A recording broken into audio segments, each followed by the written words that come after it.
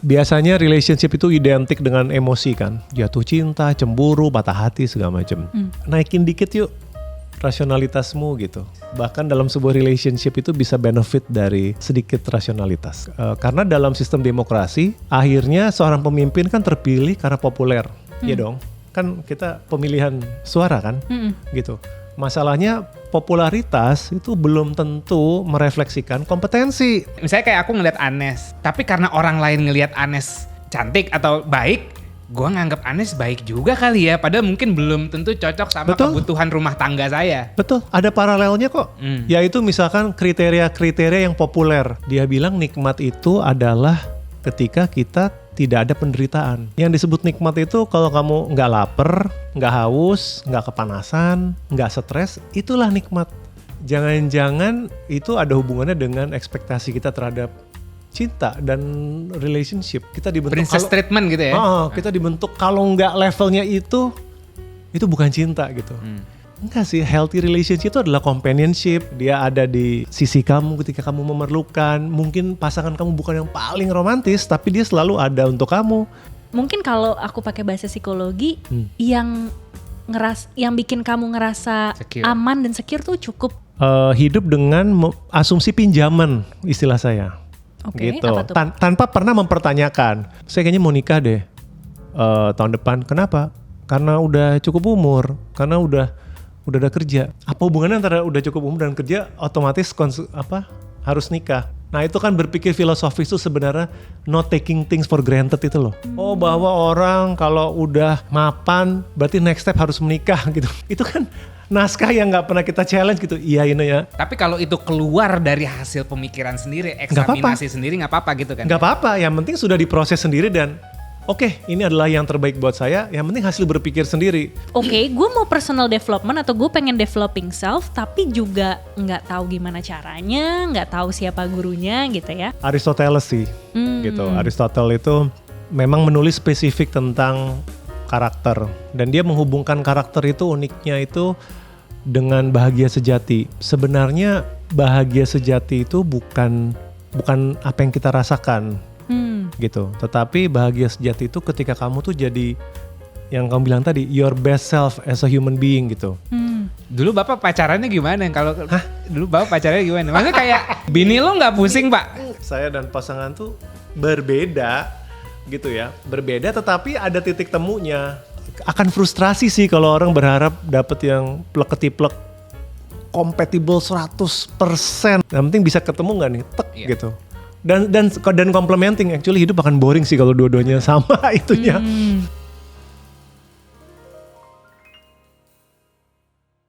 Halo, kembali lagi di Sapio Pato bersama dengan aku Anes dan Yaser.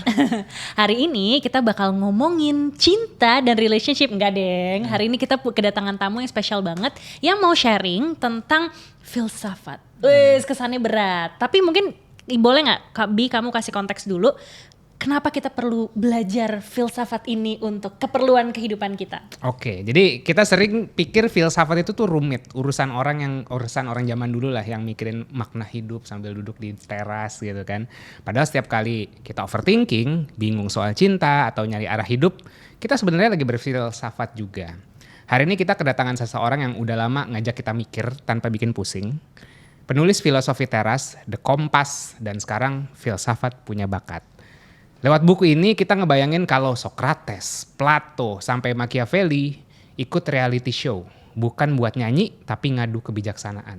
Seperti Plato yang gak percaya demokrasi bisa melahirkan pemimpin bijak karena orang memilih berdasarkan popularitas. Bukankah kita juga sering memilih pasangan dengan cara yang sama karena popularitasnya? Cocok logi dalam tanda kutip. Atau Aristoteles percaya keseimbangan adalah kunci gitu kan. Bukankah itu juga yang kita cari dalam hubungan gitu. Dan jurinya siapa di game show itu? Jurinya adalah kita-kita ini. Manusia-manusia modern yang lagi stres, ambisius, dan haus makna. Filosofi artinya mencintai kebijaksanaan. Dan lewat buku Filsafat Punya Bakat, kita diajak menyicipi kebijaksanaan dari para pemikir besar yang harapannya akan menumbuhkan cinta di dalam dirimu. Entah itu cinta ke sosoknya, idenya, bahkan Tuhan dan alam semesta. Hari ini bersama mantan bos saya, Henry Manampiring. Selamat datang di Sapio Pato. Selamat datang Pak Henry. Terima kasih Anes, terima kasih Yaser, senang berada di sini. Yeay. Pak, ini aku mau ngasih acknowledgement sedikit nih Pak. Bukannya Apa buat itu? peres atau apa. Kan Bapak sempat ngepost katanya apa organ tubuh yang sedang naik daun sekarang adalah lidah kan. Menjilat itu kan. Tapi saya nggak menjilat tapi mengapresiasi. Jadi sedikit background, aku tuh ketemu Pak Henry Manampiring saat itu kita proses mau nikah. Iya. Mau nikah itu proses-proses terberatnya kita. Aku tuh ketemu Pak Henry itu bener-bener lagi rock bottom sebenarnya, gitu saat kita rock bottom. Terus ceritanya aku mengundang Pak Henry waktu itu datang ke event aku sebagai pembicara, nama eventnya Chill Chill Mango waktu itu. Nekat karena kayak gila penulis kece, terus siapalah saya ini udahlah DM aja, rupanya dibalas Diajak makan. diajak makan di warung Padang gitu kan. Terus kita presentasi, ini event kita Pak segala macam. Terus Pak Henry bilang, ini siapa yang bikin proposalnya? Kita Pak berdua. Butuh kerjaan nggak? Butuh Pak. Yaudah kerja sama gue gitu. Terus akhirnya aku direkrut jadi some marketing strategic di under Pak Henry gitu.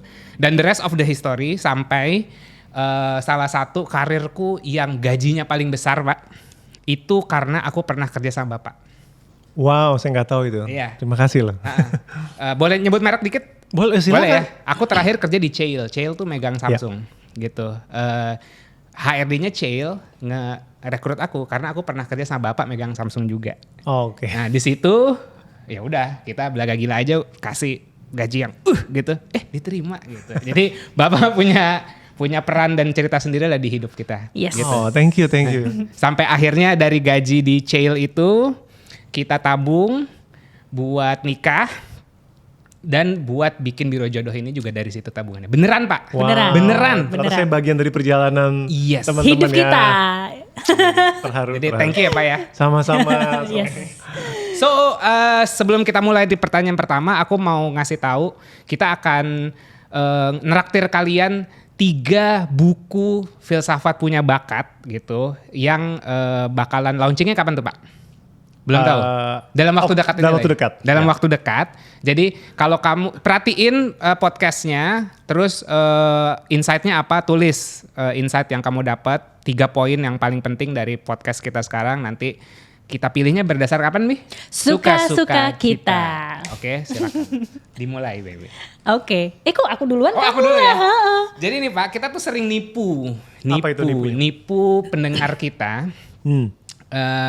Ceritanya kita nipunya kita ngomongin cinta-cintaan dong gitu, tapi kita jebak rupanya ngomongin sufisme, spirituality, Clickbait gitu ya. Ya clickbait gitu, karena kan ceritanya cinta-cintaan mungkin kayak bucin-bucinan receh gitu kan, tapi kita mau ngangkat itu tuh kayak gitu. Jadi mumpung sekarang kita kedatangan tamu yang bisa ini terkenal banget nih Pak Henry Manampiring, adalah seseorang yang bisa menyederhanakan filsafat yang rumit. Boleh gak Pak dikasih satu line yang memang filsafat tuh kenapa kita butuh berfilsafat sih, cewek cowok tua dan muda? Kita semua perlu filsafat karena sebenarnya filsafat itu ilmu hidup. Kalau kita masih hidup ya dengan segala tantangannya, suka dukanya, kita nggak akan terlepas dari filsafat hidup mau kita mengakui atau tidak. Nah, jadinya seringkali kita itu hidup itu suka, saya bilang kagetan gitu. Kok kenapa sih ngelihat peristiwa di sekitar kita, kok orang perilakunya kayak gini, kok penguasa seperti itu, kok teman saya relationship-nya seperti ini. Kita pikir itu masalah-masalah baru. Padahal ternyata kalau kita mau sedikit belajar filsafat, udah dibahas selama ribuan tahun tuh. Gitu. Kitanya aja merasa bahwa ini masalah-masalah baru, padahal masalah manusia itu aja. Dan artinya mungkin ada kebijaksanaan dari masa lalu yang bisa membantu kita di masa kini. Berarti mirip-mirip belajar sejarah dong Pak sebenarnya? Mirip sekali. Oke. Cuman ini bukan hanya tentang sebuah peristiwa tapi pemikiran atau perspektif gitu. I see. Pak, tapi kalau di personalnya Bapak gitu kan, ya sekarang filsafat kan memberikan kehidupan baru gitu kan untuk Bapak. Mungkin sebelumnya Bapak anak ahensi banget gitu kan, dan sekarang becoming a writer through philosophy gitu. Apa sih yang benar-benar signifikan, impactful untuk hidupnya Pak Henry saat Bapak bukan hanya mungkin memahami filsafat tadi, tapi mungkin sampai dipraktekinkah dan manfaatnya tuh apa sih kalau untuk Bapak sendiri? Iya dong. Jadi banyak kesalahpahaman orang itu bahwa filsafat itu cuman di level teori gitu kan. Wah ini buat omon-omon aja lah gitu kan, buat seru-seruan tongkrongan gitu kan, omongan tongkrongan tapi nggak bisa dipraktekkan. Nah itu tidak sepenuhnya benar, karena justru dalam banyak ajaran filsafat itu diharapkan kita bisa mempraktekkan, bisa membantu kita bahkan dalam kehidupan sehari-hari. Kalau untuk saya pribadi, filsafat membantu saya terutama aliran stoikisme yang menjadi inspirasi buku Filosofi Teras. Karena itu kan benar-benar tentang manajemen emosi, manajemen perspektif, mengenai resilience, itu semua dibahas di filsafat itu, dan itu betul-betul bisa dipraktikkan. Aku juga mau cerita, kalau tadi kan ceritanya Yaser, aku juga mau memberikan acknowledgement peran Bapak dalam hidup saya. Apa itu? Jadi waktu awal kenal sama Yaser kan kita dari latar belakang yang berbeda dan frekuensi ngobrolnya mungkin belum senyambung itu gitu. Dia waktu itu udah into dengan spirituality, filosofi gitu. Aku waktu itu belum. Nah dia waktu itu cerita kayak baca bukunya Pak Henry, Filosofi Teras, terus abis itu baru lo balik lagi ngobrol sama gue gitu. Iya. Santai banget. Gitu. Susah amat kayak dosen ngasih tugas. Exactly Pak, kata saya gini, nih apaan sih gitu kan. Enggak, tapi aku ngelihat dia abis baca bukunya Bapak tuh kan ya kadang ada cowok-cowok yang memang di awal-awal memiliki kesulitan untuk anger management. Oke. Tetapi dengan membaca itu aku ngeliat, oh ya, saya becoming kind of slightly different person gitu. Jadi kayak personality-nya I would say better lah. Terus dari situ aku penasaran kayak, oh ya, how does Filosofi Teras itu bisa membantu Yaser? Dan pas aku baca tuh kayak, oh wow, yeah, okay, now I understand gitu kan, bahwa filosofi itu nggak harus berat, tapi it's actually works banget. Dan what I really like adalah you really make it practical in terms of STAR. That's what I most remember. Karena sebagai orang feeling nih Pak gitu kan, kalau udah secara personality, aku pun STAR itu bukan hanya membantu untuk marah, tetapi for all of emotions that I have gitu. Betul. Jadi seringkali misalnya kayak aku tuh sedih gitu, atau misalnya kayak dia cerita sesuatu aku ke-trigger gitu. Kalau dulu tuh kayak, oh kenapa sih kamu kayak gitu ya, pasti langsung reaktif tuh gitu. Tapi ketika aku, oh iya, maksudnya STAR itu dibikin langsung keinget STAR sama mukanya Pak Henry gitu. Enggak mukanya Pak Henry sih. Tapi kayak inget STAR gitu kan, terus kayak okay. It helps me to like take a pause even cuma few seconds. And it helps me a lot untuk akhirnya kayak, oh this is how emotional management yang akhirnya bermanfaat sampai aku sekarang gitu mendalami emotional intelligence tuh kayak, oh even filsafat pun punya cara untuk bagaimana kita bisa mengelola emosi, yang dimana emosi itu bukan cuma marah tapi even all range of emotions gitu. Dan managing itu tidak mudah, tapi filsafat itu bisa membantu itu. Terus di situ tuh aku mulai kayak tertarik nih Pak akhirnya gitu, kayak okay, dan filsafat bisa praktikal kok gitu. Dan akhirnya makanya kita jadi suka ngobrol nih gitu. Jadi sekarang tuh Yaser tuh ala-ala Pak beli bukunya Plato, Republic, tapi pas dibaca kayak, nggak ngerti. aduh iya, ini siapa sih? Bener Pak. Salah terjemahan aja kali. Oh iya mungkin. Terus abis itu belum lagi kayak misalnya Myth of Sisyphus kan ada ini namanya ini dari tahun ini siapanya ini, terus gue garuk-garuk kepala susah. Udahlah yang ditulis si Pak Henry aja lah gitu. Bacanya saya aja. Nah itu kan baru satu tuh waktu itu Filosofi Teras. Nah ini 12 filsuf. Nah boleh kasih overview sedikit gak Pak dari bukunya? Ya, jadi buku Filsafat Punya Bakat ini sebuah imajinasi liar saya. Dan idenya tuh lahir waktu tahun lalu tuh saya kuliah lagi. Saya mengambil matrikulasi filsafat gitu. Jadi saya memang tertarik. Menyenangkan ya Pak ya kelihatannya ya? Berat. Nah tetapi karena berat ini jadi muncul ide. Jadi saya memahami bahwa ini sebenarnya filsafat-filsafat ini bagus, tetapi memang nggak mudah dipelajari oleh orang awam. Dan mungkin karena latar belakang saya orang komunikasi ya. Jadi selalu tuh tertantang untuk menjembatani dua hal secara komunikasi. Jadi saya pikir, saya menghayalkan bagaimana kalau para filsuf-filsuf ini itu ngobrol langsung sama saya. Kalau kita baca buku teks kan satu arah gitu kan, monolitik, serius gitu. Karena ada sisi kreatif saya datengin aja deh mereka ke sini. Nah, daripada ribet, sini datang ke Indonesia. Tahun 2025, saya taruh mereka di panggung, ceritain dong, kamu mau jualan apa gitu, dagangannya apa istilahnya. Saya kan pecinta reality show juga, agak malu sih tapi ya udah nggak apa-apa. Seneng saya nonton talent show gitu, seneng. Oh nice. Gitu. Jadi saya gabungkan aja. Gimana kalau para filsuf ini saya hadirkan sebagai kontestan talent show. Menarik. Kayak Indonesian Idol gitu kan. Iya. Tapi mereka tampil bukan buat nyanyi atau beratraksi, tetapi memaparkan atau menjual perspektif mereka lah gitu. Pak, tadi kan satu aja pusing. Misalnya kayak saya baca kamus nih, Myth of Sisyphus, itu aja satu pusing. Nah ini 12 apa enggak 12 kali pusingnya nih Pak? Kan tentunya ini dikurasi ya. Jadi saya selalu bilang jangan memperlakukan buku ini sebagai buku referensi atau buku teks gitu. Anggap aja ini kayak sampel makanan gitu kan. Kayak kita datang ke pameran makanan internasional, misalkan ada stolnya makanan Padang, ada stolnya makanan Jepang. Kan nggak mungkin semua masakan Padang ada di booth itu kan, gitu kan. Nah ini kesempatan kamu nyicip, gitu. Kalau misalkan suka silakan didalemi masing-masing. Tapi buku ini adalah kesempatan kita mencicipi 12 pemikir-pemikir besar ini. Berarti kayak eksibisi gitu ya? Tunggu. Iya. Kamu ingat nggak Pak Henry kan punya ada karakternya tuh tesnya. Kamu ingat nggak hasil kamu apa? Apa sih yang INTJ? Bukan yang filsafat punya bakat. Yang ada Gua kuis. Aku Spinoza. Oke. Aku Spinoza, dia Spinoza, Plato. aku Plato. Kenapa tuh Pak? Bapak kenapa tuh Pak? Nggak apa-apa karena Spinoza itu karakter yang sangat menarik ya. Karakter yang sangat menarik karena pemikirannya radikal sampai dia dibenci gitu. Jadi dia lucu banget. Dia udah keturunan Yahudi nih. Waktu dia tinggal itu komunitas Yahudi aja udah nggak disukai gitu. Jadi komunitasnya itu dikucilkan kan. Nah Spinoza ini dikucilkan oleh komunitasnya itu, kebayang gak sih? Kucil kuadrat. Jadi kucil kuadrat kan kebayang nasibnya gitu kan. Gitu. Jadi menurut saya menarik bahwa Yasser mendapatkan karakter itu. Iya. Cukup menggambarkan nggak? Betul.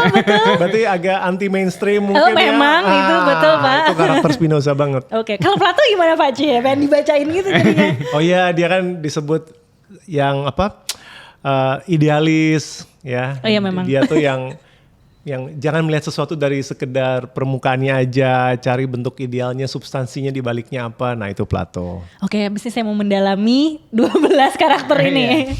Berarti jadi kayak ini tuh kayak rangkuman dari profilnya, terus gagasannya, lalu kayak kan biasanya kalau orang abis nyanyi kan kayak ada komentatornya tuh, juri-jurinya tuh. Betul. Nah, itu gimana sih Pak? Jadi ini persis seperti nonton reality show, ada panel jurinya. Nah, kalau American Idol kan ada Simon Cowell, ada siapa. Ya udah saya menciptakan 4 karakter juri gitu. Oke, punya personality masing-masing. Punya kepribadian masing-masing. Mewakili apa aja Pak? Dan mereka didesain memang secara khusus gitu oleh saya. Jadi nggak sembarangan gitu. Jadi ada satu juri yang tradisionalis religius gitu ya. Jadi orangnya rajin beribadah, point of view-nya sangat tradisional gitu.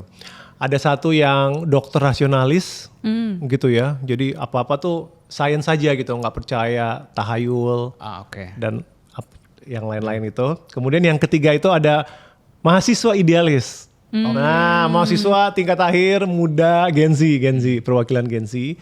Sama satu lagi ada CEO startup founder. Jadi pragmatis, yang penting cuan gitu kan. Udahlah urusan bisnis aja gitu. Nah itu saya sengaja mengassemble 4 juri ini. Karena menurut saya kalau nanti dilihat masing-masing juri ini, kita semua mungkin merasa mengenali karakter ini dari orang yang real di sekitar kita. Jadi ini kayaknya ngingetin nama teman saya yang ini deh. Atau ini ngingetin nama bos gue yang ini deh. Bisa kayak gitu. Atau saya juga merasa bahwa 4 karakter juri ini sebenarnya ada dalam diri kita masing-masing. Jadi dalam setiap diri kita pasti kita punya aspek spiritual, kita punya aspek religi, ya kan. Dalam setiap diri kita ada aspek yang mau rasional, dalam setiap diri kita ada aspek yang idealis, tapi dalam setiap diri kita juga ada aspek yang pragmatis, yang harus kerja, cari duit, ya kan. Jadi itu buat saya perwakilan dari diri kita masing-masing juga. Jadi tugasnya si 12 filsuf ini adalah mereka memaparkan gagasannya, lalu kemudian si 4 orang ini ngomentarin atau kayak nanyain balik menggali gitu Pak? Nanya balik, mendebat, nggak setuju, bahkan antar mereka bisa berantem sendiri. Oh interesting. Ya, karena itulah tujuan saya adalah bagaimana supaya para filsuf ini tidak hidup di awang-awang aja. Kalau saya hanya baca buku teks kan, para filsuf ini kan nggak jejak bumi gitu loh. Iya kan, mereka adalah sebuah tokoh yang dibesarkan tapi ya nggak pernah mampir ke Indonesia, nggak pernah makan seblak, nggak pernah main TikTok gitu kan. Nah ini saya menyeret mereka ke sini, saya paksa mereka berinteraksi dengan kita manusia-manusia zaman sekarang dengan segala permasalahannya. Nah tentunya ini udah rekaan dan imajinasi saya. Oke. Tunggu ini dapat ide dari mana lagi ya? Gue penasaran itu. Kenapa? Itu kan kompleks banget kan. Ada 12 persona yang memang udah emang eksis gitu ya. Terus tambah lagi Jurinya 4 juri gitu kan. Luar biasa sih Pak, imajinasi Bapak sih. Itu Anak agensi kali ya. Biasa di advertising. benar-benar bikin cerita. Tapi berapa tahun nih Pak kalau boleh tahu bikinnya? Ini hampir 1 tahun berarti proses pembuatannya ya. Cukup berdarah-darah nggak Pak rasanya? Iya, tetapi yang menyenangkan karena saya memanfaatkan catatan kuliah saya kan. Oh oke. Jadi sebenarnya juga ini saya ogah rugi. Jadi kalau saya kuliah doang, stres doang, nggak jadi apa-apa kan rugi ya. Bener. Jadi saya pikir nih ada catatan kuliah nih, saya harus jadikan sesuatu nih yang menghasilkan duit. Saya jadiin buku aja deh, gitu ini. Oke. Ini Gue penasaran baru. beli, gue Sisi penasaran beli. pragmatis. Ini Sisi baru. pragmatis. CEO startup tadi ya, CEO startup ya. Oke. Mungkin kita kasih satu contoh filsuf di sini nih Pak. Let's say kamu nih kan tadi kamu Plato ya. Plato. Yang paling populer apa sih Pak gagasannya dia? Aduh, nah itu dia, Plato itu pemikir yang sangat besar sehingga ide-idenya itu banyak sekali sebenarnya. Oke. Tapi saya pilih satu yang saya anggap nyambung dengan orang Indonesia, yaitu opini dia tentang demokrasi dan bahwa dia tidak suka demokrasi. Oke. Lucu ya. Kenapa tuh Kita Pak? selalu mikir kan demokrasi lahir di Yunani, berarti by default semua di sana pendukung demokrasi. Karena dia kan muridnya Socrates. Dan dia harus menyaksikan gurunya dihukum mati dengan cara voting, dengan cara demokratis. Dan menurut dia gurunya nggak bersalah. Kalau perspektif sejarah kan Socrates itu kan dijerat pasal penistaan agama yang mengada-ngada sebenarnya. Gitu, karena dia membuat orang-orang penting tersinggung. Jadi bete ini kita enyahkan aja, tapi pasal yang paling gampang apa? Penistaan agama aja gitu. Nah itu caranya pakai voting. Dan dia kayaknya sedih sekali gitu ngelihat orang bijaksana dieksekusi seperti itu, dan dia menjelaskan kenapa. Karena dalam sistem demokrasi akhirnya seorang pemimpin kan terpilih karena populer, ya dong. Kan kita pemilihan suara kan, gitu. Masalahnya popularitas itu belum tentu merefleksikan kompetensi. Oh, that's deep but yes, agree. Ya kan, kita Betul. bisa ngelihat dong politisi, nggak usah nyebut Indonesia lah ya, seluruh Yeah. dunia ya kan. Siapa yang populer, yang cakep, yang jago ngomong, jago joget, itu mungkin lebih populer daripada Orang yang keahlian kompeten. benerannya mengelola negara dan pemerintahan. Nah itulah keberatan Plato. Berarti saya cocok jadi aktivis ya. Tapi saya aktivis cinta aja. Oke. Oh, itu menarik. Iya, maksudnya kayak kalau tadi based on monologku sih kan kayak kadang-kadang kita ngelihat orang, walaupun mungkin nggak peer to peer ya Pak ya, kayak memilih, ya nggak mungkin kita memilih istri karena ngevote ada hasil dari vote orang lain sih enggak, tapi sometimes kita ngelihat misalnya kayak aku ngelihat Anes, tapi karena orang lain ngelihat Anes cantik atau baik, gue nganggap Anes baik juga kali ya, padahal mungkin belum tentu cocok sama Betul. kebutuhan rumah tangga saya. Betul, ada paralelnya kok. Yaitu misalkan kriteria-kriteria yang populer. Oke. Nah, Standar TikTok.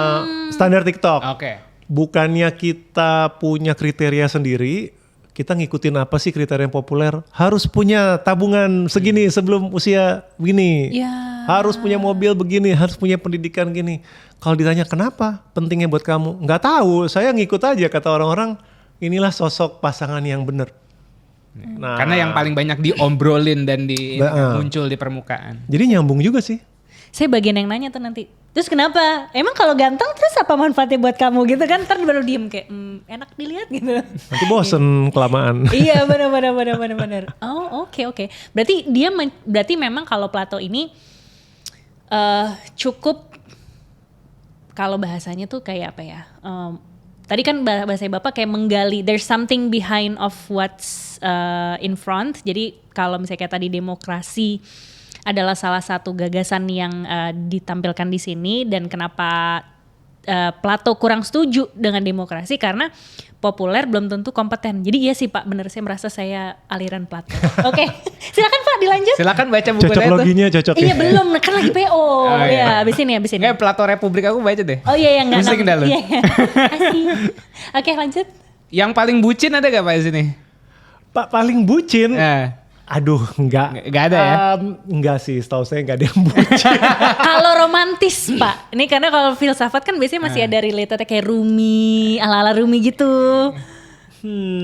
Saya mungkin bukan romantis kali ya, Oke. tapi mungkin saya suka dengan Epikuros ya. Saya suka dengan karakter Epikuros. Yang mana Jadi tuh, Pak? Epikuros itu yang kiri paling atas. Oke. Dia itu juga menarik. Namanya tuh identik dengan kesalahpahaman. Jadi kalau pernah dengar istilah Epikurean, pernah dengar nggak bahasa Inggris Epikurean? Belum. Pernah dengar tapi maknanya nggak tahu.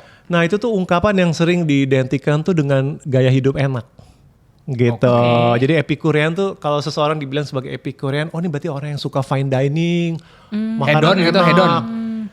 Iya mirip tapi beda gitu. Oke, Epikurean tuh kayak hidupnya refine gitu, lifestyle. Kalau hedon kan kayaknya hura-hura banget. Kalau Epikurean tuh fine living lah. Oke. Jadi seringkali dianggap seperti itu.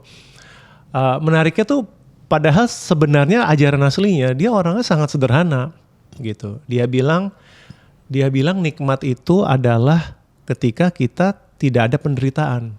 Oh. Simple banget. Yang disebut nikmat itu kalau kamu nggak lapar, nggak haus, nggak kepanasan, gitu ya, nggak kehujanan, nggak stres, itulah nikmat. Jadi nikmat itu nggak perlu pakaian termahal, rumah termewah, makanan terenak, kata dia. Nah itu menurut saya sesuatu yang sangat counter dengan budaya kita kan. Dan jangan-jangan itu ada hubungannya dengan ekspektasi kita terhadap cinta dan relationship. Karena kita kan dibentuk oleh mungkin Hollywood bahwa wah cinta itu harus passionate, Romeo dan Juliet ya. Bouquet mawar setiap hari gitu kan. Kita dibentuk Princess treatment gitu ya. kita dibentuk kalau nggak levelnya itu bukan cinta gitu. Jangan-jangan ada wisdom dari Epikuros begitu bahwa enggak sih, healthy relationship itu adalah companionship gitu kan. Dia ada di sisi kamu ketika kamu memerlukan. Mungkin pasangan kamu bukan yang paling romantis tapi dia selalu ada untuk kamu. Bahwa dia setia, bahwa dia nggak ninggalin kamu. Mungkin tuh kamu udah cukup dengan itu. Tapi ekspektasi kamu tuh berlebihan. Nah itu mungkin upaya saya mengkaitkan Epikuros dan cinta. Masuk banget Pak, masuk banget. Masuk Pak Eko, masuk. Masuk. Soalnya kayak apa namanya, ya bener sih yang gara-gara tadi kamu nge-trigger standar TikTok.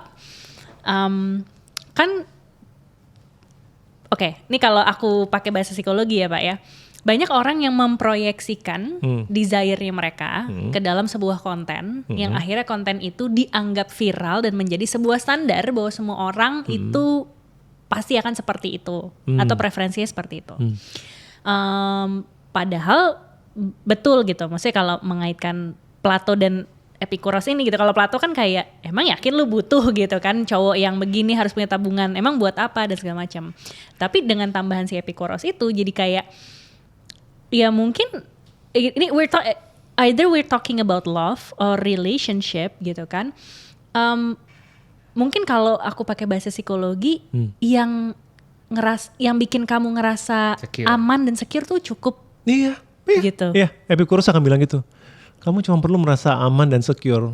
Iya, yang nervous system lo tuh nggak kalau ketemu orang tuh nggak Nggak kayak stres gitu kan, atau kayak aduh nanti gue dimarahin atau apa yang udah keburu takut duluan gitu loh. Tapi kayak I unapologetically me gitu kan gitu, dan kayak that's enough gitu. Hashtag cinta itu sederhana gitu kan. Boleh.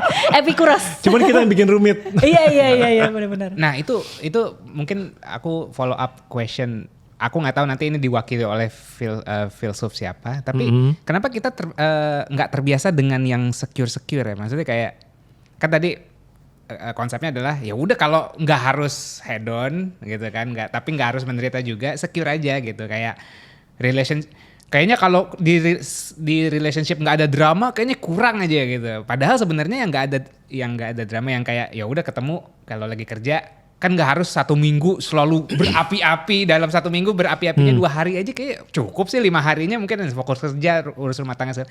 Tapi kok aku nggak tahu ini secara naturally atau influence by socially kita kayak merasa kurang. Ya semuanya benar. Jadi influence eksternal tuh pasti ada, tambah lagi zaman sekarang. Dan mungkin kesalahan kita adalah kita tidak meng-examine ourselves. Kitanya tidak mau memeriksa asumsi-asumsi yang beredar itu gitu. Kalau mau disambungin ya mungkin Socrates ya gitu. Yang selalu mengkritik orang itu hidup dengan asumsi pinjaman, istilah saya. Oke, gitu. apa tuh? Tanpa pernah mempertanyakan. Jadi misalkan kalau di Indonesia kan biasa kan, saya kayaknya mau nikah deh tahun depan. Kenapa? Karena udah cukup umur, karena udah ada kerja. Apa hubungannya antara udah cukup umur dan kerja otomatis harus nikah, iya kan? Tanpa sadar itu kan sebenarnya skrip-skrip yang sosial yang disediakan dari luar gitu.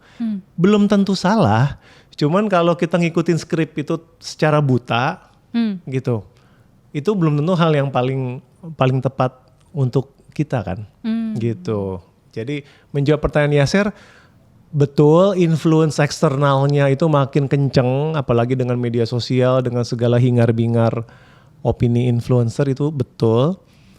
Tetapi dari kitanya sebenarnya mampu ini kok, mempertanyakan.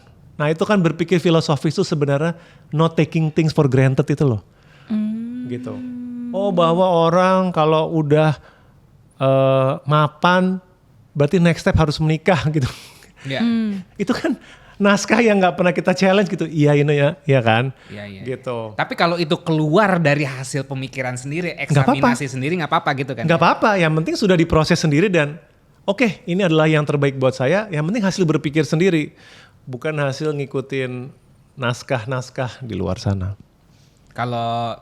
Kalau di motor bebek di Depok tuh zaman aku SMP, motor aing suka-suka aing gitu. Asik. Bukannya Sunda tuh. Oh iya, di Bandung ya. Trek-trekan di Bandung. Ya, Filsafat motor aing bagus. Iya itu lucu sih. Oke, Pak. Ini nyambung sedikit dari aku mencoba berempati bagaimana filsafat ini bisa dekat dengan isu keseharian kita, terutama dalam case romansa, love and relationship. Jadi kita punya komunitas gitu. Komunitas kita namanya Emotional Intelligence Community. Orang-orang yang aspiring lah gitu ya untuk kayak beres-beres diri. Tapi yang aku observe Pak gitu, untuk beres-beres diri kan kita kan mau menjadi our best self gitu kan. Oke, aku udah mulai melihat ada yang mulai menantang nih Pak, kayak bahwa abis nikah lu abis kerja lu nggak harus langsung cepet-cepet nikah gitu. Mereka udah mulai berpikir gitu kan. Tapi giliran mereka disuruh tadi menggali dirinya sendiri atau misalnya kayak bener gak sih ini pilihanku atau enggak gitu ya. Mereka juga masih bingung, ragu gitu ya. Jadi kayak seolah-olah tuh gue mau personal development atau gue pengen developing self tapi juga gak tahu gimana caranya, gak tahu siapa gurunya gitu ya. Nah ada gak sih Pak di antara 12 filsuf ini gitu kan yang mungkin pemikirannya bisa kita pinjam terutama untuk itu tadi bahwa proses pendewasaan, ada guidance-nya mungkin, ada wisdom-wisdomnya mungkin untuk sampai akhirnya itu tadi Pak bisa memilih dan memilah whether I want this or I don't want this, kayak men-challenge itu tadi. Kalau dari 12 ini yang memang terkenal dengan karakter building ya, saya kan hubungkan itu karakter building itu memang Aristoteles sih, gitu. Aristoteles itu memang menulis spesifik tentang karakter, dan dia menghubungkan karakter itu uniknya itu dengan bahagia sejati.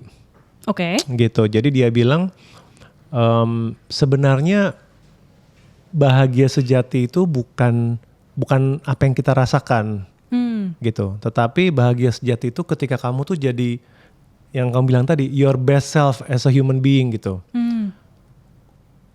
Bahagia itu jadi efeknya aja, tapi bukan bahagianya yang dikejar. Oh. Jelas ya? Iya, Kalau kita iya, kan iya. sama ini kan, saya ingin merasa senang bagaimana? Saya ingin merasa bahagia bagaimana? Nah, Aristoteles bilang bukan itu yang kamu harus kejar tuh. Kamu jadi aja dulu orang yang versi terbaik kamu, versi terbaik seorang manusia. Nah, nanti soal senang atau enggak tuh biasanya jadi konsekuensinya aja. Gitu.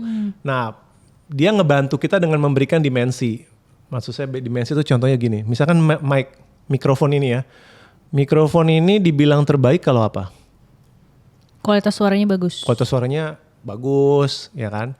Jernih, nggak cepat rusak dan lain-lain. Di setiap benda tuh pasti kita bisa menentukan cara menilai kualitas kan, dimensinya apa. Mobil seperti apa yang bagus kan kita bisa bagi tuh parameter-parameternya. Nah, dia juga bikin itu untuk manusia. Gitu. Iya, namanya keutamaan atau virtue bahasa Inggrisnya, atau arete bahasa Yunaninya. Itu dia bilang, nih kalau manusia ini membangun dirinya sesuai kriteria-kriteria ini, dia makin dekat menjadi versi terbaik seorang manusia. Nah, ada 4 tuh. Yang pertama wisdom, bijaksana dalam mempertimbangkan, dalam memilih. Kemudian ada berani. Dia memasukkan berani di situ, gitu. Berani ini bukan berani ke toilet malam-malam ya. Maksudnya berani itu dalam pengertian kalau udah tahu apa yang harus dilakukan, kamu stick to it, gitu, punya prinsipal. Yang ketiga itu ugahari. Ini juga kata yang jarang dipakai. Belum pernah dengar ya kata ugahari? Saya baca di buku Bapak dan itu PR terberat saya. Ya, ugahari itu moderation atau self restraint ya. Yep. Gitu. Jadi bagaimana kita menahan diri tidak berlebih-lebihan dalam keinginan, dalam nafsu gitu. Dan yang keempat itu bersikap adil. Nah, adil ini hubungannya sama orang lain gitu. Jadi memberikan setiap orang sesuai haknya, termasuk adil bagi diri sendiri. Ini kan kelihatannya sederhana ya, tapi dipraktekannya susah banget gitu. Tapi kalau misalkan 4 ini kayak diingetin terus gitu buat member-membernya bahwa ayo lagi menghadapi decision jangan emosional, pakai wisdomnya. Nah, itu kan ngebantu tuh. Yang kedua, kamu itu sebenarnya jangan-jangan udah tahu apa yang harus dilakukan tapi takut. Berarti kan kamu butuh master courage kan, butuh mengeluarkan keberaniannya karena kamu udah tahu apa yang harus dilakukan tapi kamu nggak melakukan. Gitu. Atau yang ketiga, ini kamu kena masalah gara-gara nggak menahan diri, restrain karena nafsu, pantas jadi kena masalah masuk juga kan gitu. Dan yang terakhir tuh sebenarnya adil dalam relationship tuh adil. Ini pasangan kok dipacarin bertahun-tahun gak diajak nikah, ini adil apa enggak? Mungkin gitu kan? Yep. Atau adil kepada orang tua juga bisa. Maksudnya orang tua punya ekspektasi tertentu terhadap status kita, bukan berarti mereka harus turutin all the time. diturutin atau juga dimarah-marahin juga gitu. Ada teknik komunikasi bagaimana yang kita tetap bersikap adil pada orang tua. Gitu. Oke. Ada satu dari yang tadi perihal berani tuh Pak. Since member kita banyak kan cewek, mungkin 75% cewek, dan karena I don't know secara kultural dan segala macam, kayaknya kalau cewek tuh kayaknya nggak didesain untuk berani deh gitu ya. I don't know socially or biologically, I don't know gitu. Tapi kayak based on ini aja deh, based on penemuan kita di komunitas dan selama karir kita gitu. Mereka udah tahu mau ngelakuin apa segala macam gitu, tapi gitu nggak mau ambil actionnya gitu ya. Itu gimana ya ininya ya, ngelatihnya ya, biar akhirnya oke, mungkin dia mau loncat leap of faith yang jurangnya dalam banget dan jauh banget, mungkin ya nggak, latihannya juga harus dari yang kecil-kecil dulu dong gitu. Nah, ngelatih courage tuh gimana sih Pak? Ini titipan sponsor ya. Enggak. Tapi aku ngelihat banyak seperti itu. Even cowok-cowok juga kayak, kan sekarang knowledge, informasi semuanya udah, ya elah, udah semua orang udah tahu kan. Tapi kok nggak dilakuin? Make sense. Pada akhirnya nggak ada shortcut sih kalau menurut saya. Jadi berani itu jangan dilihat sebagai switch gitu. Kayak cuma ada tombol on, off, nggak berani, ceklek, berani gitu. Saya selalu melihat itu sebagai sebuah gradasi dan saya ambil contoh public speaking deh. Saya benci public speaking dulu, penakut banget public speaking. Saya inget banget, mau presentasi aja saya selalu sakit mah. Dulu tuh, awal-awal karir kan. Apakah terus perubahannya saya langsung tiba-tiba jadi pede, jadi public speaker yang bagus? Itu kan ada proses. Dan proses itu bisa terjadi karena paparan berulang kan. Gitu kan. Ya udah deh, sekali presentasi sakit mah, 10 kali, 15 kali lama-lama mahnya berkurang, 20 kali presentasi mahnya nggak ada sama sekali gitu. Jadi itu disadari dulu mungkin buat membernya bahwa kalau mereka punya ekspektasi saya harus berani dari 0 ke 100 dalam semalam, itu kayaknya juga nggak mungkin. Berarti kan it takes practice gitu. Mereka harus memberanikan diri. Sama mungkin faktor penghambat yang kedua tuh ini loh, assessment resikonya jangan-jangan nggak akurat. Maksudnya assessment resiko gini, seseorang tuh tidak melakukan sesuatu pasti karena dia bikin penilaian bahwa kalau saya melakukan ini, hal yang terburuk adalah seperti ini. Pertanyaannya penilaiannya akurat atau enggak? Iya kan? Misalkan takut menyatakan cinta duluan, gitu kan? Oke. Kalau ditanya pasti ada assessmentnya dong. Kenapa sih? Gitu. What if nanti dia ditolak? Emang terus kalau ditolak tuh dalam bayangan kamu ditolak kayak apa? Gitu kan? Emang dramatis diludahin gitu atau gitu. Nah nanti ketahuan tuh skenario-skenario yang irasionalnya gitu kan. Yakin itu yang akan kejadian gitu. Dan apakah itu udah akhir dunia gitu kan. Nanti gue malu banget lagi kalau sampai kayak gitu. Masa? Kadang-kadang perlu dialog untuk menilai ulang resikonya emang sebesar itu ya. Atau jangan-jangan dia exaggerate sendiri gitu di dalam kepala. Membesar-besarkan itu ya. Misalnya yang gue tembak nih single apa bini orang nih, resikonya beda dong. Iya kan? Gitu tuh manajemen resiko gitu. Iya, paham. Ya kalau bini orang resiko pasti lebih gede. Iya. Make sense. Tapi dari obrolan, maksudnya dari penjelasan Bapak tuh aku jadi reflect lagi kayak aku adalah salah satu orang yang dulunya tuh mungkin rationality aku atau logical aku tidak sebaik sekarang lah gitu kan. Kita pasti punya titik-titik mulai gitu kan. Nah ketika aku mulai itu, waktu itu pas baru kenal sama Yaser gitu, aku masih kerja kantoran. Kerja di coffee company gitu kan. Jadi tiap hari minum kopi gitu. Terus udah sampai sempet masuk IGD juga ya gitu. Ampun. Saking nggak ugah hari lah Pak. Nggak ugah hari. Berlebihan. Ya karena aku nggak tahu bahwa kayak I actually can stop, kapan harus stop gitu kan. Sampai akhirnya one day ya I ended up in ICU maksudnya di UGD karena itu tadi aku kebanyakan minum kopi, stres dan segala macam. Terus one day dia pernah nanya gini ke aku, lu nggak kasihan ya sama badan lo, sama mental lo dan segala macam? Ya tapi gimana? Gue kan harus kerja gitu kan. Irrationality. Kenapa emang harus kerja gitu? Dia nanya lagi waktu itu, emang what's gonna happen kalau emang lu nggak kerja gitu? Yuk kita assess gitu. Dan aku tuh inget banget, I wouldn't be courageous enough untuk akhirnya waktu itu cabut dari pekerjaan lamaku kalau nggak diajak dialog sama dia gitu. Iya. Kayak what are the, itu tadi ngomongin assessment, emang apa sih hal yang terburuk gitu. Jadi waktu itu aku mikir gini, ya aku kan siapalah aku kalau aku bukan manager di sini gitu kan. I still put my identity with that title dengan kalau aku nggak punya uang gimana. Sampai dia assess, let's say gini, lu bener-bener tinggalin pekerjaan lo karena waktu itu ada prioritas lain, kuliah sama waktu itu taking care of mom waktu itu lagi sakit. Terus Oke, udah ngerjain 3 nggak works. Ya lu harus let go. Wah, I never let go of something in my life gitu kan. Waktu itu susah banget. Akhirnya waktu itu dia bilang, coba let's say lu lepasin nih pekerjaan lo. Terus lu take care of your mom dan lu kuliah. What's the worst thing that can happen? Lu masih bisa makan nggak di rumah?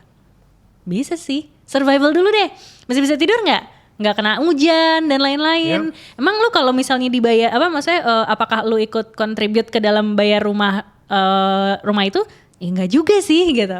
Jadi kalau misalnya lu gak kerja, lu masih bisa makan di rumah. Let's say setahun deh, setahun 2 tahun lu gak kerja, lu masih bisa hidup gak? Masih bisa sih gitu. Baru di situ tuh aku kayak, oh ternyata gue selama ini irasional ya gitu.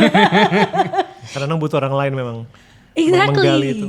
Betul. Dan I don't think everyone privilege enough untuk mungkin mendapatkan entah teman, partner ataupun siapapun lah orang-orang di sekitar kita yang rasionalitasnya juga cukup oke sampai akhirnya bisa tadi manage resikonya dengan tepat gitu. Yep. Tapi berarti memang filsafat tuh memerlukan rasionalitas juga ya Pak ya berarti ya? Iya, dan saya membayangkan mendapatkan teman berbicara, berdialog ini bisa real person, orang hidup di sekitar kita, atau membaca pemikiran-pemikiran mereka tuh seperti diajak ngomong. Gitu. Mereka tuh seperti menyentil kita, menyindir kita, atau mempertanyakan kita hal-hal yang kita selama ini take it for granted atau nggak pernah dipertanyakan. Kalau kita membaca pikiran mereka, nggak pernah kepikir saya sampai situ. Bener juga ya. Nah itu loh, memberanikan diri untuk mempertanyakan belief kita, itu aja udah bentuk langkah maju menjadi lebih rasional. Pak, tapi aku jadi penasaran, terutama karena Bapak kuliah lagi kan kemarin kan? Ya masih kuliah lagi. Oh masih kuliah lagi ya? Masih jalan. Apa yang pas Bapak baca tuh yang sampai Bapak benar-benar kayak, wah iya, gue gak pernah mikir kayak gini nih. Untuk seorang Pak Henry tuh pemikirannya siapa dan kayak gimana? Wow, ini semuanya semuanya saya pilih karena ada yang menarik ya, ada sesuatu yang menarik. Saya mungkin ini bukan berbicara di level saya personal gitu ya, cuman saya memang agak shock pas membaca Machiavelli sebenarnya, dan itu lebih dikaitkan dengan kondisi negara sih gitu. Jadi Machiavelli ini kan filsuf politik sebenarnya. Dan dia itu mengamati kekuasaan gitu, power. Nah itu yang bikin saya kaget tuh adalah apa yang dia paparkan, padahal kan dia dari abad berapa, 18 atau 17. Ya itu ternyata saya udah menyaksikan tuh dari kecil gitu, dan sampai sekarang pun itu masih terjadi gitu. Yang artinya membuktikan bahwa sebenarnya dinamika manusia itu gitu-gitu aja gitu, strategi atau taktiknya tuh seringkali berulang gitu. Ini dia memang bukan khusus tentang relationship ya, gitu. Cuma pas saya baca, kayak misalkan begini, ini kita pakai contoh nggak apa ya, tiba-tiba geser dikit boleh ya. dong. Kayak dia bilang begini, kalau kamu tuh harus mengeksekusi pendudukmu, pemberontak, itu tuh lakukan dengan cepat dan tuntas gitu. Jadi jangan kelamaan gitu. Jadi kalau ada oposisi yang mau diberantas tuh cepat gitu kan. Jangan bertele-tele. Kenapa? Dia ngasih logikanya gitu. Dia bilang kalau kamu melakukan itu dengan cepat, maka rakyat yang lain itu walaupun stres, tapi habis itu tahu udah selesai gitu. Jadi proses pembersihan musuh politikmu tuh udah beres, ya udah gitu. Tapi kalau kamu berlama-lama itu bikin rakyat itu kan jadinya stresnya nggak kelar-kelar kan, gitu kan. Dan nanti bisa-bisa mereka mereka jadi malah rebel gitu karena nggak kelar. Terus tau gak saya jadi kepikiran apa? Jadi kepikiran proses PHK. Saya jadi ngeliat itu nyambung ke proses korporasi. Karena kan saya sudah beberapa kali kerja di perusahaan yang harus melalui fase layoff, gelombang PHK kan, gitu. Saya pernah ada di situasi di mana perusahaan itu melakukan dengan cepat, gitu. Ya ada program PHK siapa yang mau ngambil gitu ya, perusahaan lagi dalam sulit, oke. Tapi dalam satu wave kelar tuh. Itu walaupun shock, tentunya ada yang sedih, tetapi biasanya recovery-nya cepat. Oh udah kelar nih ya, oke ya kita move on ya gitu, fase berikut. Tapi saya pernah di situasi di mana perusahaan itu bergelombang-gelombang gitu, nggak jelas kapan kelarnya. Bulan ini kita PHK gitu kan, ada yang di layoff. Kita pikir udah kelar belum ya? Tiba-tiba berapa bulan lagi ada lagi, loh teman kita kok di PHK lagi? Hah masih belum kelar lagi? Itu moral turun banget. Nah ini lihat nggak betapa kadang-kadang ada paralel antara walaupun filsafatnya tentang politik dan mengelola negara, itu bisa ditarik juga ke dalam konteks misalkan perusahaan atau organisasi gitu. Aku baru realize ini gara-gara Pak Henry ngomong sih, sebagai mantan HR aku kayak, oh that was make sense, bener sih gitu. Iya kan? Orang jadi berspekulasi, orang jadi apply kemana-mana. Kalau nggak ada ketidakpastian, mendingan diberi kepastian. Iya, dan yang Bapak bilang bahwa moralnya itu langsung turun banget. Malah ketika itu bikin orang was-was, jadi kayak bingung segala macam, moral turun. Akhirnya Produktivitinya produktivitas juga menurun gitu. Oh, berarti even works for leadership juga. Iya. Oh, interesting. Kalau kamu sempat baca tuh yang 48 Law of Power. Iya, tapi nggak begitu pay attention. Nah itu muridnya Machiavelli bisa dibilang yang nulis. Iya. Oh iya, iya. Robert Greene. Iya betul. Saya juga pernah baca itu. Iya. Kan kamu bingung, lu baca apa sih gini?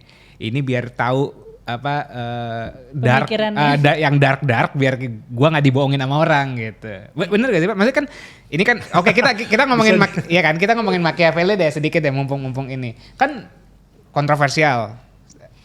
Correct me if I'm wrong, gue takut banget salah ini referensinya gitu.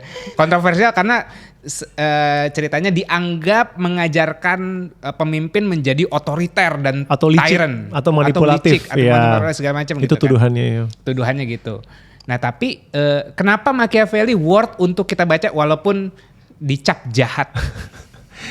Karena saya agak simpati sama dia ya. Jadi saya memang menghadirkan dalam imajinasi saya di buku saya ini, dia misuh-misuh gitu. Kenapa sih nama gue jadi jelek? Oh gitu? Iya. Oke. Soalnya kan sekarang istilah kata Machiavellian itu pasti negatif. Iya. Iya kan, kalau dibilang oh itu sosok Machiavellian atau itu politik Machiavellian, itu dianggap menghalalkan segala cara gitu kan, manipulatif dan lain-lain. Jadi saya berusaha mencari sisi simpatik, kesian loh kalau nama kamu tuh identik dengan kelicikan, itu kesian kan. Dan kalau saya dalam riset saya menemukan bahwa dia tidak pernah bermaksud bilang bahwa ini ajaran saya buat kamu jadi licik. Dia itu adalah historian, dia itu sejarawan. Jadi apa yang dia lakukan itu saya cuman melaporkan ini yang dilakukan oleh para penguasa gitu. Kenapa jadi saya yang dibilang ngajarin gitu. Saya tuh cuma pencatatnya. Oh, kalau kaisar zaman dulu tuh efektif tuh melakukan ini gitu. Bahwa itu kemudian dianggap sebagai resep atau enggak tuh sebenarnya bukan itu gitu. Tapi ya udahlah, itu yang terjadi. Jadi mungkin membaca itu sebenarnya bisa dua. Orang membaca Machiavelli untuk menjadi mengontrol dan menguasai orang, bisa gitu. Atau yang kedua justru untuk menyadari ada gak sih praktik yang lebih baik dari ini. Biar gak dibohongin, biar mainnya jauh sama penjahat juga nih gitu. Biar ngerti kalau ada penjahat kayak, oh ini jahat nih sayang, jangan. Tugas kamu aja yang berat-berat. Aku yang ringan-ringan aja. Gitu kan. Dia suka nanya-nanya kalau aku nonton Netflix kayak, ada tuh di Netflix How to be a Tyrant. Oh iya. Kayak gitu-gitu kan. Itu. Terus kayak, lu ngapain sih nonton gitu, lu mau jadi tyrant? Enggak, gue pengen tahu otaknya si orang-orang ini seperti apa, biar gue kalau ketemu mereka nggak kebawa. Betul. Gitu. Antidot sebagai apa? Imunisasi. Iya. Kalau saya kan yang lurus-lurus aja ya Pak. Jadi pas tahu kayak gini kayak, oh ya udahlah, nggak apa-apa. Ya terserah kamu aja sayang. Yang penting aman ya, nggak mengganggu relationship ya gitu. Pak, banyak cerita. Balik lagi ini bias dari aku juga. Yang kayaknya belajar filosofi terlalu dini juga bikin depresi Pak kadang-kadang. Karena benar-benar dikasih fakta dan reflection kedalaman individuality dan akhirnya wah gitu kepleset, akhirnya kayak terlalu ke jurang gitu. Itu make sense gak buat Bapak? Maksudnya kayak itu terjadi juga gak sama yang circle Bapak? Kalau aku sih gitu ya, dan akhirnya nggak punya rem atau anggapannya kalau filsafat ini tools, akhirnya tools ini nggak dipakai untuk nggak dipakai dengan semestinya gitu. Saya sih merasa nggak sepenuhnya benar, nggak sepenuhnya salah juga. Dan filsafat itu kan sebuah konsep yang besar. Kalau saya bilang kata filsafat itu kan di dalamnya tuh macam-macam gitu loh alirannya. Gitu. Di dalam itu ada aliran yang sifatnya menurut saya nggak mau bilang positif sih, tapi alirannya itu lebih mudah dilihat manfaatnya sehari-hari. Kayak misalkan stoikisme, manajemen emosi misalkan ya. Aristoteles bicara tentang sesuatu jangan berlebihan, ambil di tengah-tengah gitu. Epicurus bilang nikmat itu jangan berlebihan. Itu kan ajaran yang dengan mudah kita ngelihat oh ini positif gitu. Jadi itu saya pikir baik-baik aja buat awam. Nah ada beberapa aliran yang mungkin memang bikin sakit kepala. Nah itu kali yang kamu bilang. Iya. Mungkin depresi terlalu strong, too strong a word. Cuman Oke.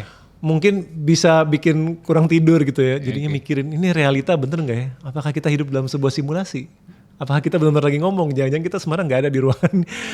Nah itu mungkin porsinya buat yang udah lebih banyak membaca. Bapak pernah sampai kayak gitu gak? Enggak sih sejujurnya, mungkin karena memang ini topik yang minat saya ya, jadi nggak ada yang sampai membuat saya, "Hah, apakah saya harus mempertanyakan realita ini gitu. Semuanya itu menyenangkan buat saya, semuanya itu menyenangkan. Misalnya ada kalau maksudnya kayak yang nihilism gitu, yang Iya, apa, Nietzsche kayak, atau apa. gitu kayak ya Allah gelap banget deh gitu. Tapi menurut aku sih ya, jadi itu boleh kalau saran Bapak nih, maksudnya kan ini kan juga di tahun ini juga filsafat kayaknya lagi rising juga karena ada beberapa isu yang kayak mau dihapuskan apa segala kan maksudnya itu kan Bagus. memang ini aja kan jadi akhirnya jadi awareness gitu Iya. dan beneran maksudnya bahkan aku yang pembaca buku filsafat pas lagi bulan-bulan kemarin pas lagi ada isu itu iya ya udah lama gue nggak baca buku filsafat aku beli buku filsafat Malah gitu. jadi gitu. Aku jadi teringat iya ya aku mau beli kamus gitu terus walaupun pusing udahlah gitu nggak nyampe selesai gitu. Nah lagi rising lah gitu. Nah boleh tahu gak kayak step by step biar nggak terlalu masuk ke jurang dalam gitu tapi yang kayak easy to cerna terus sampai yang tengah-tengah sampai yang mungkin kayak wah ini berat nih kan level easy medium hard easy gitu medium ya. hard kan dirimu juga kuliahnya filsafat nih Bapak juga kayak anjir susah banget nih gitu kan sempat curhat-curhat di thread kan aku baca Pak misu-misunya Bapak kuliah filsafat. Ya pertama pemilihan bukunya kali ya gitu. Maksudnya bikin riset karena kan ada teks asli jadi yang ditulis oleh para filsuf tapi kan udah ada tulisan-tulisan yang dibuat oleh penulis kontemporer. Ya filosofi teras itu contoh buku yang menyentuh filsafat tapi kan ditulis oleh penulis modern. Kalau luar negeri itu ada Ryan Holiday segala macam. Nah itu bisa mulai dari situ dulu. Itu versi lightnya gitu karena kalau membaca langsung teks asli ada konteks sejarah yang mungkin kita nggak ngerti gitu kan contoh-contohnya mungkin kurang modern jadi pusing itu satu. Sama yang kedua filsafat itu menyentuh berbagai area hidup yang berbeda-beda. Saya usulkan tuh yang menyangkut etika aja. Etika itu maksudnya cara hidup gitu. Jadi ada filsafat-filsafat yang ngomongin topik tentang hidup sehari-hari gitu. Berhubungan dengan masyarakat, pemerintah dan rakyat itu kan topik sehari-hari ya. Nah itu menurut saya lebih mudah dibaca dulu gitu daripada filsafat ontologi misalkan mempertanyakan eksistensi sesuatu. Aduh itu kayaknya nanti bikin kamu stres deh gitu. Atau filsafat epistemologi. Dari mana saya tahu bahwa saya tahu? Aduh itu jangan itu nggak ada nilai. Maksudnya tuh nanti aja lah buat peminat serius. Tetapi how do we live? How do I become the best person I can be? Nah itu start dari yang situ aja. Gitu. Ya jadi kepikiran kayak punya wishlist tuh sebenarnya mau baca Nietzsche Pak dari dulu. Karena maksudnya masih ada related sama psikologinya kan. Gak apa-apa juga. Tapi kayak am I ready? Dari kemarin kayak masih ragu-ragu gitu. Am I ready? Tapi setelah ngobrol sama Bapak oke kayaknya boleh lah. Tapi emang beda sih Pak. Maksudnya kalau baca buku yang sudah dikunyahin nih. dicernain sama ya. penulisnya sama yang langsung. Kadang-kadang sotoy juga gue tiba-tiba beli Dante. Aduh, oke. Yang Divine Comedy. Apa nih gitu. Gara-gara nonton jadi ada profesor dari Cina yang lagi naik daun sekarang.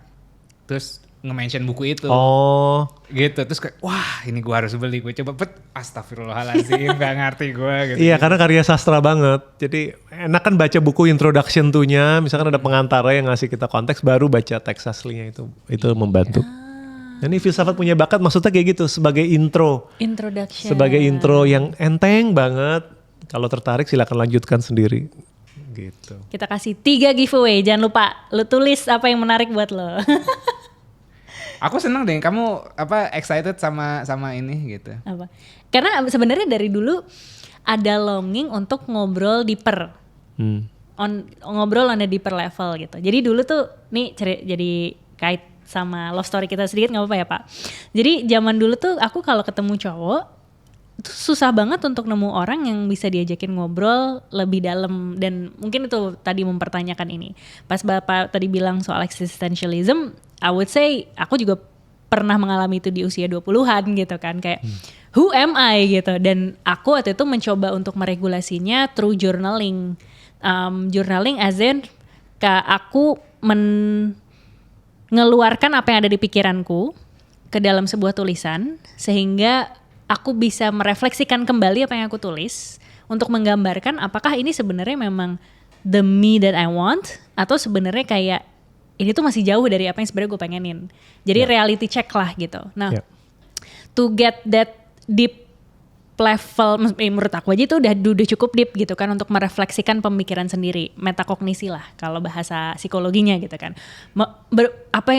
Gimana aku tahu bahwa aku tahu, yang kayak gitu-gitu tuh kayak menarik juga ya, gimana aku tahu bahwa itu tahu. Pertanyaan-pertanyaan itu tuh menarik gitu. Jadi pas ketemu sama Yaser tuh kita bisa ngobrolin ini, even though kayak tadi aku nggak ngerti banget sepenuhnya, tapi kayak interesting ya, ternyata there's an area yang aku belum tahu, dan malah aku seneng ada ya area yang aku belum tahu gitu. Dan bahwa kayak kayak tadi Bapak bilang Aristoteles, iya, aku jadi inget si Ugahari gue belum nih, kayak sampai sekarang nih masih jadi proses of reflection juga kan gitu. Karena what excites me tuh sebenarnya mengaitkan personal development gitu kan, baik itu ke filosofi, baik itu ke love, baik itu ke hal-hal yang lain. Jadi kayak sambil ngobrol gini tuh sambil refleksi juga gitu, kayak what happens in me, dalam cerita kita tuh gimana, kayak iya ya, ada kepribadian. Terus aku tadi dengerin Bapak, filosofi tuh ada jalur politik, makanya ada PhD di psikologi ya, berarti dia adalah filosofer tapi di psikologi dong, karena ada cita-cita pengen lanjut kuliah lagi gitu kan. Kayak berarti nanti kalau gue mau ngambil S3, gue mau ngambil apa nih? PhD-nya yang di psikologi, apa di komunikasi, apa di neuro gitu. Jadi kayak lagi mempertimbangkan, dan maksudnya cukup dapat poin-poin bahwa tadi Bapak bilang even filosofi pun itu bisa dipakai dalam politik, kepribadian dan lain-lain, karakter gitu kan. Terus aku kayak that's interesting, kira-kira aku yang mana ya gitu. Jadi refleksi balik, that's why I'm excited gitu. Oke. Ini juga proses refleksi dia Pak. Enggak sih, maksudnya kayak dulu Bapak pacarannya gimana? Dulu Bapak pacarannya gimana? Maksudnya kayak kalau aku dulu kalau nggak ketemu Anes, aku mungkin sampai sekarang masih single karena belum ada orang yang at least walaupun mungkin ini self claim lagi, balik lagi, gue ngerasa gue udah di dalam jurang gitu, gue udah nyelam jauh gitu kan. Lu nggak harus ikut gue nyelam senyelam itu, tapi lu tahu gue di situ. Gitu, dulu bisa ngelihat gue bisa nyelam sampai situ. Tapi even si cewek ini bisa ngelihat aku nyelam sampai manapun, dia gelap. Aku nggak bisa ngobrol kalau sama pasangan yang kayak gitu. Akhirnya kan makanya kayak, nih baca gitu, kayak lo biar terang, biar bisa ngelihat gue juga gitu. Itu dari segi mungkin rationality or logic gitu kan, karena filsafat untuk menikmati filsafat kan harus punya rasionalitas juga gitu. Tapi aku juga belajar tentang emosional dari dia gitu. Jadi aku mungkin punya advantage logic, dia punya emosional, ya udah kita tukeran lah. Nah ini kan bos terakhir nih, maksudnya kayak lihat aja bisa bikin kayak gini kan juga pasti. 2500 tahun pemikiran. Bini lo nggak pusing Pak? Sebenarnya mirip kok dengan cerita kalian, mirip banget. Maksudnya saya dan pasangan tuh berbeda gitu ya, berbeda tetapi ada titik temunya gitu. Saya nggak berharap dia ikut full ke dunia saya, dia pun juga nggak memaksa saya ikut ke dunia dia. Tapi kami tahu waktu kami ngomongin hal, nggak harus ngomongin filsafat ya. Iya memang. Gitu, memang, ngomongin buku, film, karena titik temu kami itu terutama film gitu ya. Gitu. Ternyata ini kita nyambung nih gitu. Nyambung dalam pengertian kita bisa bicara tentang ide-ide, tentang filosofi cerita filmnya gitu. Dan di situ udah cukup gitu. Jadi ini bicara tentang mencari pasangan ya, karena topik podcast kalian juga kan. Akan frustrasi sih kalau orang berharap dapet yang plek-ketiplek, compatible 100% sama interestnya. Kalau ada yang ketemu ya syukur, itu hokinya dia. Tapi kalau itu dijadikan standar apa yang nggak bisa ditawar tuh berat sih. Yang penting bisa ketemu nggak nih, gitu. Dan complementing, actually hidup akan boring sih kalau dua-duanya sama itunya. Aku latihan banget banyak secara emosional sama dia yang dulu mungkin aku nggak bisa berekspresi, nggak bisa nangisnya, kayaknya air mata gue udah kering deh dari kecil, udah menderita tuh akhirnya kayak emosional aku tuh udah aku simpen gitu, sama dia aku bisa vulnerable gitu. Kan. Jadi ya, dan mungkin willingness to learn kali Pak ya, learn satu sama lain. Nah terus kayak Bapak nih, Ruth gak kalau aku ngomongin umur? Ya enggak lah, buku saya aja ada umurnya yang 50 to 20. Oh iya benar. Benar juga. Kenapa? Nah, gimana bikin kita seorang individu bisa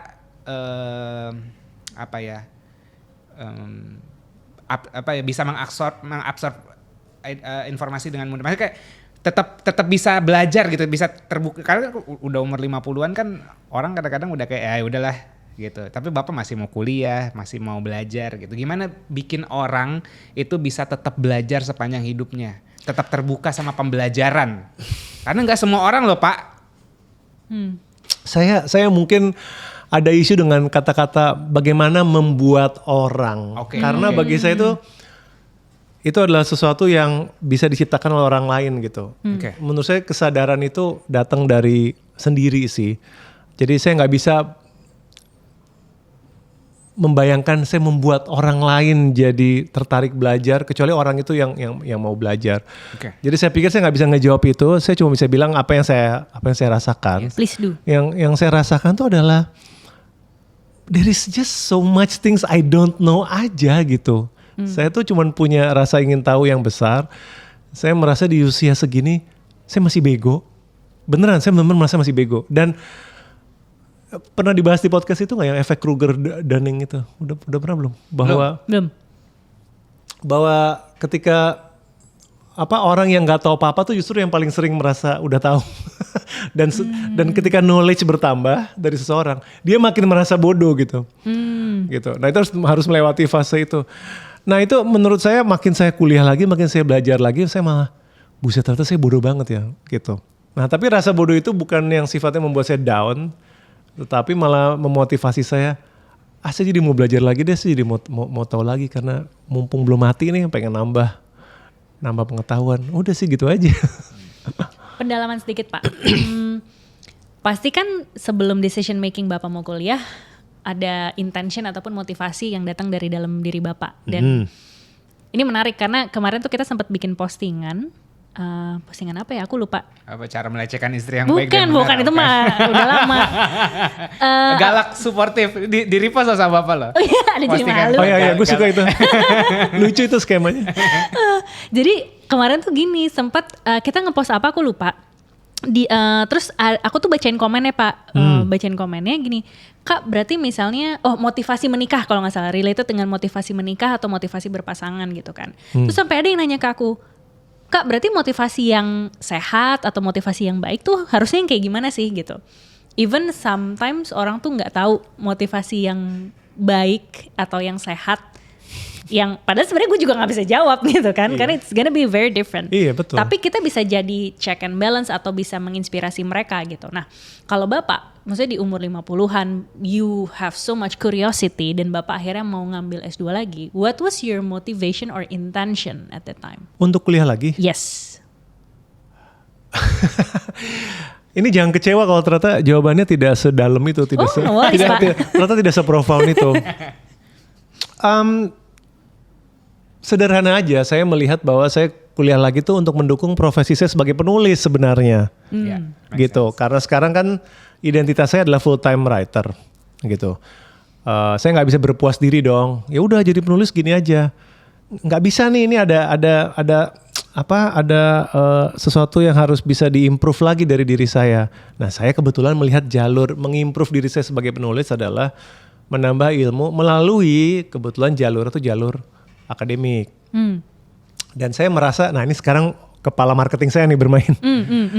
Saya merasa kalau saya mengambil pendalaman, dalam hal ini saya ngambil magister filsafat kan, itu membantu credential saya sebagai penulis. Iya. Praktikal. Iya kan, jadi sangat pragmatis kan. Kalau saya penulis, karena di Indonesia masih suka ditanya kan backgroundnya apa sih gitu. Jadi kalau, saya penulis, saya sudah menempuh magister filsafat. Ijazahnya asli dong. Ijazahnya nanti bisa ditampilkan, gitu kan, nggak usah ditagih-tagih. Nah itu membantu saya buat sebagai seorang penulis. Dan yang kedua memang topiknya kebetulan saya suka. Sesimpel itu aja kok. Oke. Tapi ya tadi sebenarnya pas Bapak belum jelasin, saya gini, kenapa nggak misalnya kayak I don't know, apakah memang ada magister menulis atau ada magister riset dan segala macam, misalnya gitu kan. Tapi kayak menariknya kenapa Bapak memilih filosofi? Apakah memang dan your true passion atau ya true passion which is dengan struggle ya adalah di filosofi, and that's the karir. Seberapa jauh sih Pak Bapak memvisikan bahwa Bapak akan menjadi penulis filsafat? Nah itu pertanyaan bagus. Tergantung ini laku apa enggak ya Pak ya?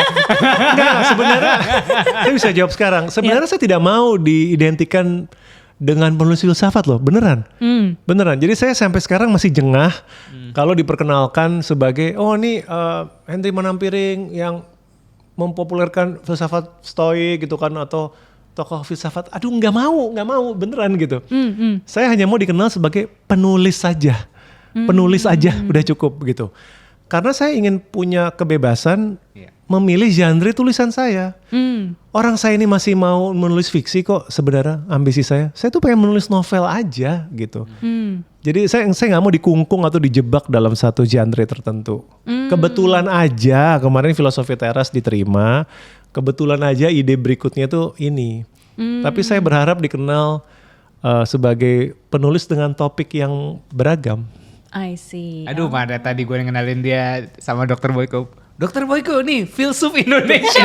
Nah itu kan, saya sebenarnya kurang suka. Iya, maafin ya Pak. Enggak apa-apa. Cuman itu saya udah sering terjadi. Saya gak pengen dikenal sebagai itu gitu. Soalnya Bapak ngambil S2-nya filsafat lagi, jadi kan makin saya tidak menolong. Iya, saya tidak menolong. You don't help yourself gitu Yeah, kayak oke. Tapi jadi maksudnya jadi bahan refleksi juga ya buat teman-teman yang mungkin tadi mau decision making, baik itu ya namanya kehidupan sehari-hari kan kita pasti ada decision making, mau kuliah lagi apa enggak, mau memilih jodoh apa enggak gitu. Kalau tadi dari case-nya Pak Henry, satu mungkin pragmatical will be something yang memang beneficial gitu kan untuk karirnya Pak Henry. Dan yang kedua, at that time karena Pak Henry punya visi mau bikin buku ini gitu kan, which is filsafat yang enggak filsafat banget gitu kan, ditranslate menjadi pop atau lebih digestible gitu. Makanya akhirnya mengambil itu. Tapi ya resikonya betul, resikonya menjadi kayak ini penulis filsafat padahal sebenarnya maunya penulis aja penulis gitu ya. aja. Oke, siap. Oke, berarti ditunggu Pak nanti untuk novel fiksinya, aku juga penasaran. Udah ada beberapa. Iya. Satu baru satu Ya? Oh satu ya? Hitam baru satu ya? doang. Ya, nanti kan udah belajar ini filsafat. Ini masuknya fiksi juga dong Pak? Iya, dikategorikan sebagai fiksi filsafat. Fiksi keduanya. Gitu. Oh iya, jatuhnya fiksi ya. Oh berarti benar. Looking forward. Abis ini langsung beli. Oke. Di Ranum itu kan tagline-nya sok-sok filosofis lagi, find yourself, found your mate gitu kan. Ceritanya terus dimarahin waktu itu kita sama Pak Henry. Ini harusnya find yourself, find your mate. Iya. Grammar kita ya. Dimarahinnya di Bali, di Singaraja jauh lagi. Waktu itu kita cari Bukan wejangan. dimarahin. Iya, bercanda Pak. Dikasih feedback. Iya. Tapi konsepnya adalah kayak untuk mengetahui diri sendiri dulu, baru lu nyari orang lain untuk berpasangan gitu. Bahkan kadang-kadang rupanya pasangan itu sudah eksis entah di dalam diri kita dan menemukan diri sama dengan menemukan pasangan juga gitu, in some way gitu ya. Nah, menurut dari konsep itu tuh Pak,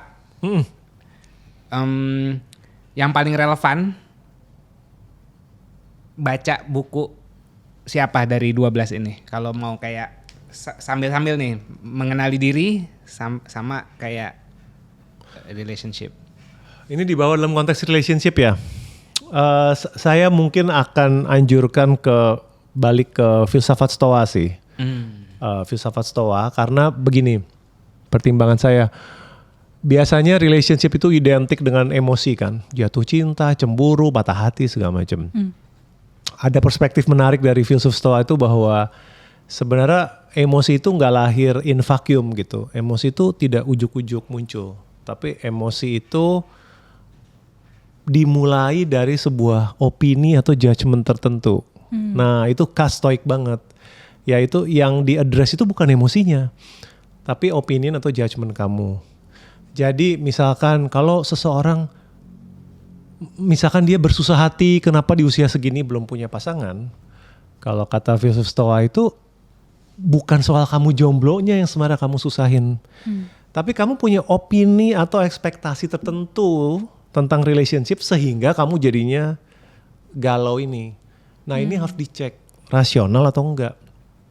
Karena jangan-jangan kamu itu galau sendiri tentang status jomblo didasari oleh opini yang irasional. Misalkan, pokoknya di usia segini udah harus punya pasangan. Itu dari mana datangnya? Itu akan di-challenge oleh para filsuf gitu. Ya kan? Gitu. Atau misalkan saya punya pasangan dengan harus bentuk dan karakter seperti ini gitu. Karena gak ketemu dia stres, kecewa. Saya tidak akan menemukan jodohku misalkan. Nasibku adalah sendiri. Kenapa? Karena saya gak ketemu orang yang seperti ini. Nah kamu dapat kriteria ini tuh dari mana sih? Rasional atau enggak? Gitu. Kalau kamu punya ekspektasi yang gak rasional terhadap relationship atau pasangan, gak heran nanti emosi yang muncul pun gak sehat. Nah saya pikir sumbangsih mereka di dalam sebuah aspek hidup yang identik dengan feeling itu adalah naikin dikit yuk rasionalitasmu gitu. Nice. Bahkan dalam sebuah relationship itu bisa benefit dari sedikit rasionalitas. Oh, we have benefit that.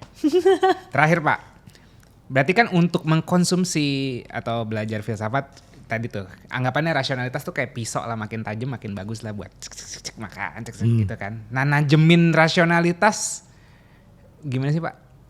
Ya membaca, banyaklah membaca tulisan yang bermutu, jangan nonton konten yang sampah, Oke. gitu kan. Dengerin dengerin tokoh-tokoh yang membuka pikiran, nonton podcast yang membantu pikiran, jangan yang gosip aja gitu. Garbage in, garbage out, gitu. Jadi apa yang kita konsumsi kalau sampah ya makin tumpul pisaunya, kalau yang kita konsumsi baik ya makin tajam pemikiran kita, gitu aja sih. Harus di challenge tuh, diasah sama pemikiran-pemikiran lain gitu ya Pak ya. Kayak pisau kan juga diasah juga tuh, diaduk gitu biar makin tajam. Iya benar. Dan juga berarti tadi garbage in garbage out ya, berarti maksudnya harus berani melepaskan dan letting go juga gitu. Tadi belief kita men-challenge lagi, dan it's not easy for everyone, tapi ya kalau emang yang kamu pengenin adalah menjadi the best version of you, then you also have to explore your rationality dan belief study dan karakter yang emang cukup mendalam, sehingga sometimes mungkin lo harus menerima fakta bahwa ya diri lo belum gitu, dan masih harus berprogres. Dan kadang-kala buat aku PR-nya Ugahari. Ugahari. Iya. Oke. Silakan ditutup Ibu. Aku mau ngerimain lagi. Kita akan traktir kalian 3 buku filsafat punya bakat untuk 3 komentator, 3 penonton yang nulis insight, 3 poin insight apa yang menurut kalian berguna buat hidup kalian, tulis di kolom komen gitu. Terus yang terbaik milihnya suka-suka kita. Sangat subjektif. Sangat subjektif. Oke. Baik kalau gitu terima kasih banyak Pak Heri Manampiring udah sharing. Terima kasih ya Ser.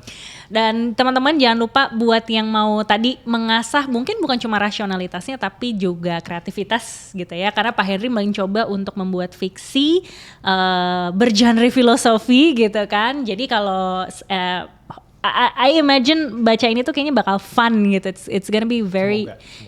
bukan very easy sih, tapi kayak bakal menarik aja gitu karena bukan hanya memantik ide-ide filosofi tadi, tapi juga ada unsur funnya tadi gitu. Berarti nanti kalau kamu mau pesan bukunya Filsafat Punya Bakat akan kita masukin linknya gitu ya. Mari kita support penulis-penulis lokal supaya ya kita makin dapat nutrisi yang baik-baik juga dari penulis-penulis yang memang berkualitas. Jangan beli buku bajakan. Jangan. Exactly. Betul. Kita support di sini penulis lokal dan juga buku asli. Oke? So sampai jumpa di Sapio Pato berikutnya. Thank you. Bye-bye.